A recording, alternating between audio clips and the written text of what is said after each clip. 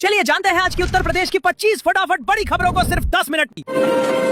मुख्यमंत्री योगी आदित्यनाथ ने समाजवादी पार्टी और कांग्रेस पर तीखा हमला बोलते हुए आरोप लगाया कि दोनों दलों ने अवसर मिलने पर भारतीय सांस्कृतिक और धार्मिक मानबिंदुओं को नुकसान पहुंचाया। उन्होंने कहा कि सपा का इतिहास राम भक्तों के खून से सना है, जबकि कांग्रेस ने केंद्र में रहते हुए सुप्रीम कोर्ट में भगवान श्री राम को मिथक बताने वाला हलफनामा दिया था। योगी ने आरोप लगाया कि दोनों दल जाति के नाम पर समाज को बांटकर विकास में बाधा डालते हैं और लोगों को उनसे सतर्क रहने की जरूरत है।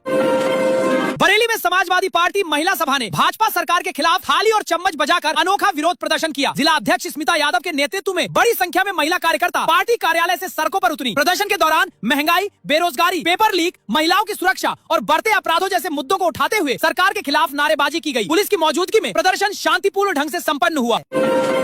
लखनऊ के मलिहाबाद स्थित सन्यासी बाग में पेट्रोल डीजल में मिलावट के बड़े खेल का खुलासा हुआ है। क्राइम ब्रांच, आपूर्ति और आबकारी विभाग की संयुक्त टीम ने छापेमारी कर 4 आरोपियों को गिरफ्तार किया। जांच में सामने आया कि मिलावटी ईंधन की वजह से कई वाहनों के चलते चलते बंद होने की शिकायतें मिल रही थी। पुलिस मामले की जांच कर गिरोह के नेटवर्क और अन्य संलिप्त लोगों की तलाश में जुटी है।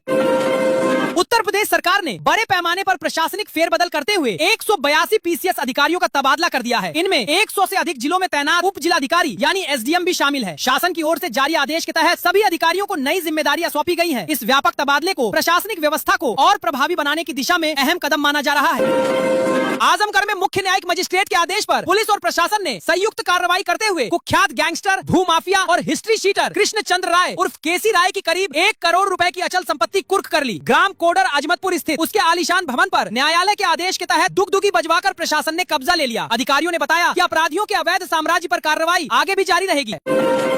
उत्तर प्रदेश में मानसून के चलते मौसम सुहावना बना हुआ है। मौसम विभाग के अनुसार राज्य के 29 जिलों में सामान्य, 10 जिलों में सामान्य से अधिक और 21 जिलों में सामान्य से कम बारिश दर्ज की गई है। मौसम विज्ञान केंद्र लखनऊ के ताजा आंकड़ों के मुताबिक इस सीजन में अब तक किसी भी जिले में अत्यधिक या अत्यंत कम वर्षा दर्ज नहीं हुई है। विभाग ने आगामी दिनों में भी कई क्षेत्रों में बारिश की संभावना जताई है। उत्तर प्रदेश सरकार के ड्रीम प्रोजेक्ट गंगा एक्सप्रेसवे की निर्माण गुणवत्ता पर सवाल उठने लगे हैं। एक्सप्रेसवे पर मवेशियों की आवाजाही रोकने के लिए बनाई गई सुरक्षा चारदीवारी मार्च में संचालन शुरू होने के कुछ ही महीनों बाद कई जगह क्षतिग्रस्त हो गई। मामले के सामने आने के बाद निर्माण गुणवत्ता को लेकर चर्चा तेज हो गई है। संबंधित एजेंसियों से कारणों की जांच और आवश्यक कार्रवाई की उम्मीद जताई जा रही है। मेरठ में छात्रा हत्याकांड के विरोध के दौरान पुलिस पर हमले के मामले में अधिकारियों ने करीब 5 घंटे तक सोशल मीडिया और घटना स्थल के वीडियो की जांच की। जांच में सामने आया कि चंद्रशेखर आजाद के करीबी बताए जा रहे सागर भी कथित तौर पर उपद्रव में शामिल दिखाई दिए। पुलिस वीडियो के आधार पर अन्य संदिग्धों की पहचान कर आगे की कानूनी कार्रवाई में जुटी है।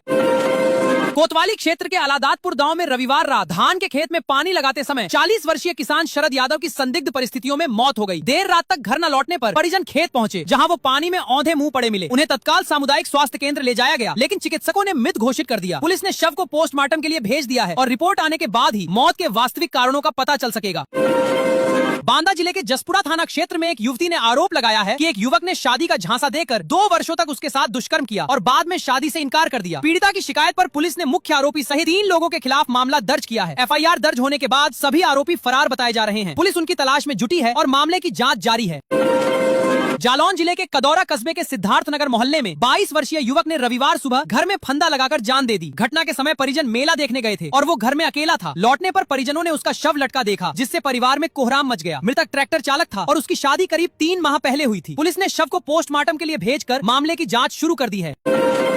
उत्तर प्रदेश के हापुड़ में रिश्तों का विवाद उस समय सड़क पर उतर आया जब एक महिला ने अपने पति को कथित तौर पर उसकी प्रेमिका के साथ होटल में पकड़ लिया। होटल परिसर में शुरू हुआ विवाद देखते ही देखते सड़क तक पहुंच गया। गुस्साए परिजनों ने युवक के साथ मारपीट की, जिसका वीडियो सोशल मीडिया पर तेजी से वायरल हो रहा है। पुलिस पूरे मामले की जाँच में जुट गई है।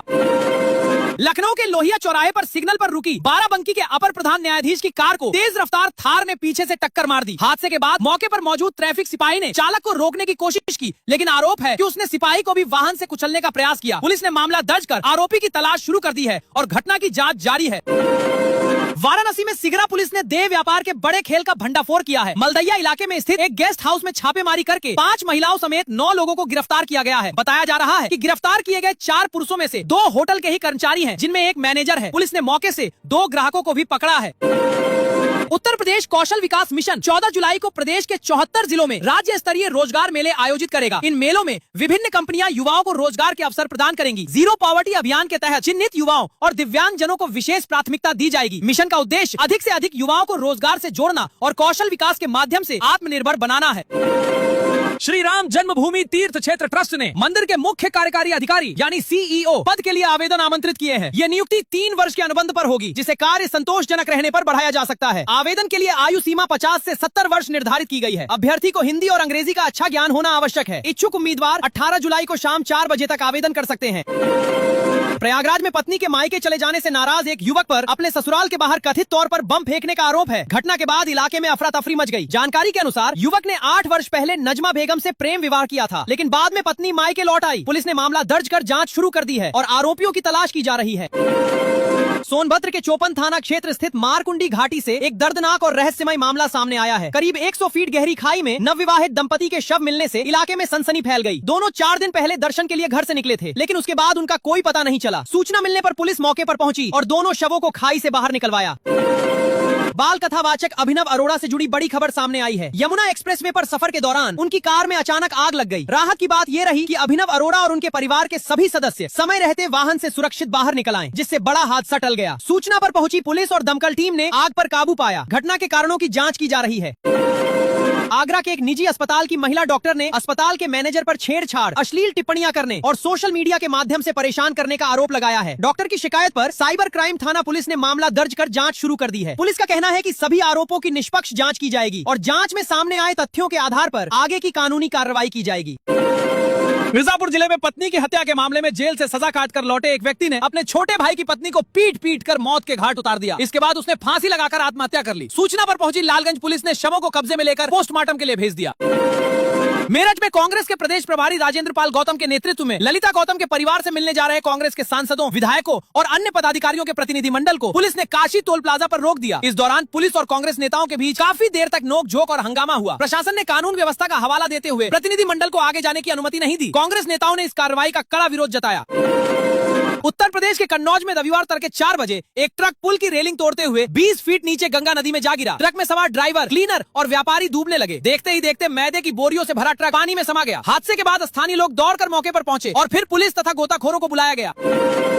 मौसम विभाग ने आज उत्तर प्रदेश, बिहार समेत 18 राज्यों में बारिश का रेड अलर्ट जारी किया है। वहीं उत्तराखंड, हिमाचल प्रदेश, पश्चिम बंगाल, पूर्वोत्तर राज्यों और पूर्वी उत्तर प्रदेश में अगले 6 से 7 दिनों तक कई जगह अच्छी से भारी बारिश होने का अनुमान है। मौसम विभाग का कहना है कि पश्चिमी यूपी में मानसून कमजोर पड़ गया है। पाकिस्तान से आ रही सूखी हवाओं के चलते आसमान से मानसूनी बादल गायब हो गए हैं, जिससे 3 से 4 दिनों तक बारिश पर ब्रेक लगा रहेगा और उमस बढ़ेगी। हालांकि पूर्वी यूपी में कहीं कहीं बारिश होती रहेगी। लखनऊ कानपुर एक्सप्रेसवे का आज उद्घाटन। लखनऊ कानपुर एक्सप्रेसवे बनकर पूरी तरह तैयार है। रक्षा मंत्री राजनाथ सिंह आज ही शाम 4 बजे इसका उद्घाटन करेंगे। इससे लखनऊ से कानपुर का सफर सिर्फ 40 मिनट में पूरा होगा, जबकि अभी इस सफर में 2.5 से 3 घंटे लगते हैं। 4700 करोड़ रुपए की लागत से बनकर तैयार यह एक्सप्रेसवे आज यानी मंगलवार से आम लोगों के लिए खोल दिया जाएगा। यूपी में मिला कोरोना का नया मामला। यूपी में कोरोना का एक नया मामला सामने आया है। सांस लेने में परेशानी के बाद युवक की जांच में कोरोना की पुष्टि हुई। इसके बाद वाराणसी के बीएचयू अस्पताल में युवक को भर्ती कर इलाज किया जा रहा है। डॉक्टरों का कहना है कि कोरोना वायरस की रफ्तार भले ही बहुत धीमी पड़ गई हो, लेकिन संक्रमण अभी पूरी तरह खत्म नहीं हुआ है। उत्तर प्रदेश सरकार ने नशे के खिलाफ बड़ा कदम उठाते हुए प्रदेश में सरकारी भांग की दुकानों की संख्या घटाने का फैसला किया है। इसके साथ ही मादक पदार्थ निरोधक अधिनियम के मुकदमों में त्वरित फैसले के लिए प्रभावी पैरवी के निर्देश दिए गए हैं। युवाओं को नशे से दूर रखने के लिए छात्रावासों और विश्वविद्यालयों में अचानक अभियान चलाए जाएंगे। रैपिड किट से जांच होगी और अवैध नशे के धंधे में लिप्त लोगों की संपत्ति जब्त की जाएगी। लखनऊ के अलीगंज स्थित कोचिंग संस्थान में भीषण आग लगने की दिल दहला देने वाली घटना में अब तक 15 लोगों की जान जा चुकी है। मंगलवार को सुबह 11 बजे एसआईटी और फोरेंसिक टीम घटना स्थल पर पहुंची और बिल्डिंग की विस्तृत जांच शुरू की। एसआईटी टीम में आईपीएस प्रवीण कुमार और आईएएस अमृत अभिजात शामिल हैं। अयोध्या राम मंदिर में चढ़ावे की गड़बड़ी की जांच आखिरी दौर में पहुंच गई है। एसआईटी प्रमुख विजय विश्वास पंत की अगुवाई में रिपोर्ट तैयार हो चुकी है। चूंकि यह मामला करोड़ों श्रद्धालुओं की आस्था से जुड़ा है, इसलिए रिपोर्ट पहले प्रधानमंत्री कार्यालय यानी पीएमओ को भेजी जाएगी। खुद प्रधानमंत्री नरेंद्र मोदी इस मामले पर नजर रख रहे हैं और वहां से हरी झंडी मिलने के बाद ही कानूनी कार्रवाई शुरू होगी। इस मामले में चढ़ावे की गिनती की प्रक्रिया में 3 बड़े बदलाव भी किए गए हैं और ट्रस्ट महासचिव चंपत राय अब एकल निर्णय लेने की स्थिति में नहीं है।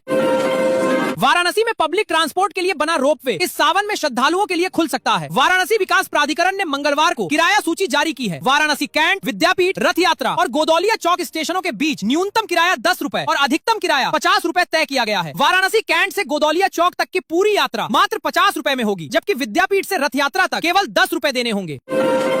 उत्तर प्रदेश में रिकॉर्ड संख्या में आ रहे देशी विदेशी पर्यटकों को देखते हुए योगी सरकार ने राज्य की बेड एंड ब्रेकफास्ट और होम स्टे नीति 2025 में बड़ा संशोधन किया है। अब 8 कमरों तक के होम स्टे को सरकार की हरी झंडी मिलेगी। इस कदम से न केवल पर्यटकों को किफायती ठहरने के बेहतरीन विकल्प मिलेंगे, बल्कि स्थानीय लोगों के लिए स्वरोजगार के नए दरवाजे भी खुलेंगे।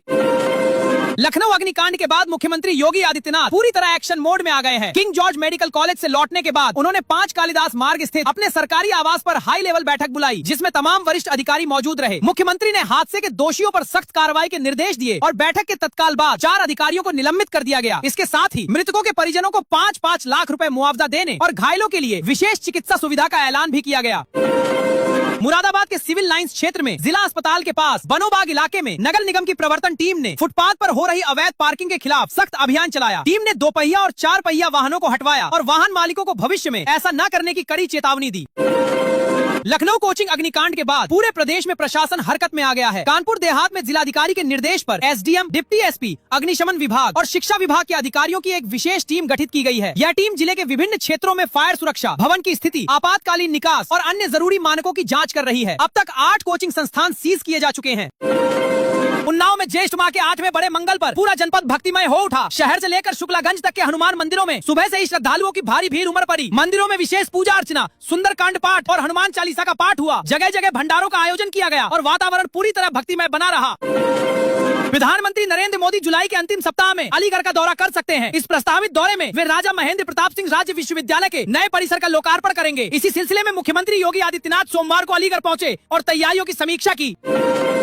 हरियाणा के गुरुग्राम जाने वाले यात्रियों के लिए जल्द ही एक बड़ी राहत मिलने वाली है। उत्तर प्रदेश राज्य सड़क परिवहन निगम यानी रोडवेज मुरादाबाद से गुरुग्राम के बीच सीधी बस सेवा शुरू करने की तैयारी में है। पहले चरण में 2 बसें इस रूट पर चलाई जाएंगी, जिससे यात्रियों का समय और पैसा दोनों बचेंगे।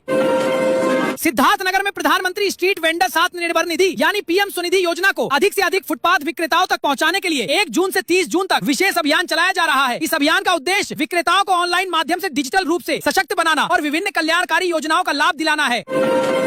ग्रेटर नोएडा प्राधिकरण ने शहर में सार्वजनिक परिवहन के बुनियादी ढांचे को मजबूत करने के लिए 45 नए बस स्टैंड विकसित करने का निर्णय लिया है। यह पहल हाल ही में शुरू हुई सिटी बस सेवा के विस्तार के तहत की जा रही है। इन बस स्टैंडों का निर्माण गौर चौक, एक मूर्ति, बिसरा, परी चौक, सूरजपुर, कलेक्ट्रेट और स्वर्ण नगरी जैसे प्रमुख स्थानों पर होगा।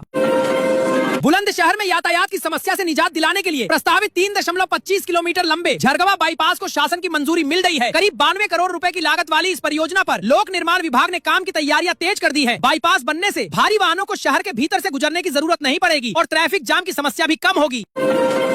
उन्नाव के शुक्लागंज में नए गंगा पुल के निर्माण का रास्ता साफ करने के लिए प्रशासन ने मंगलवार को एक बड़ा ध्वस्तीकरण अभियान चलाया। भारी पुलिस बल और प्रशासनिक अधिकारियों की मौजूदगी में 38 मकानों पर बुलडोजर चला। इस दौरान कई परिवार अपना सामान निकालते नजर आए, जबकि कुछ लोगों ने मुआवजे और वैकल्पिक व्यवस्था की मांग उठाई।